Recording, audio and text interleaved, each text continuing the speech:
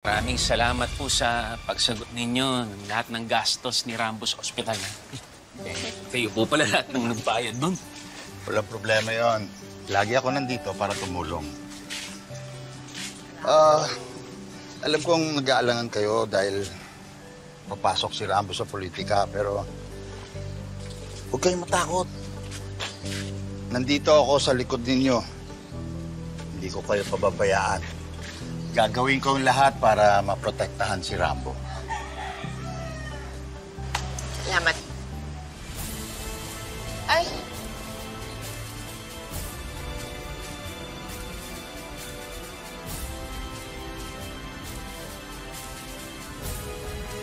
May libing pala. Ay. Sino namatay? Wala naman tayong nakitang lamay.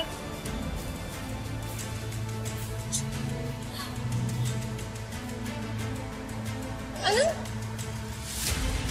Ano nangyayari? Mga walang iya kayo! Hindi pa patay ang anak ko! Walang iya kayo! Gagawa niyo patay ang anak ko! Walang iya kayo! Ay! Ano? Mga hayop kayo!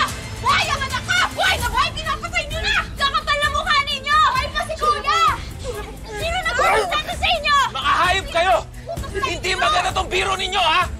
Sorry po! Hindi po namin alam! Anong hindi alam? Ha?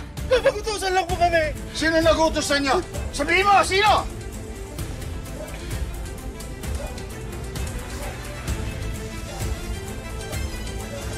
May libing ako?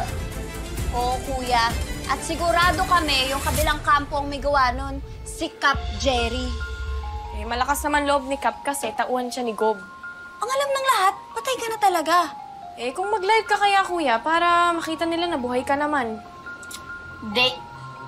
Gusto kong pumunta sa plaza mamaya. Anong naririnig kong pupunta ka sa plaza, Rambo? Ha? Tumigil ka dito, ha? Pumirmi ka dito sa bahay. Nay, kaya iniisip ng mga tao na patay na ako eh. Kasi hindi nila ako nakikita. Kaya kailangan nila ako makita, Nay. Rambo, na-aksidente ka, kaya hindi ka nila nakikita. At yun ang totoo. Rambo, sinasabi ko sa'yo, hindi ka pupunta ng plaza.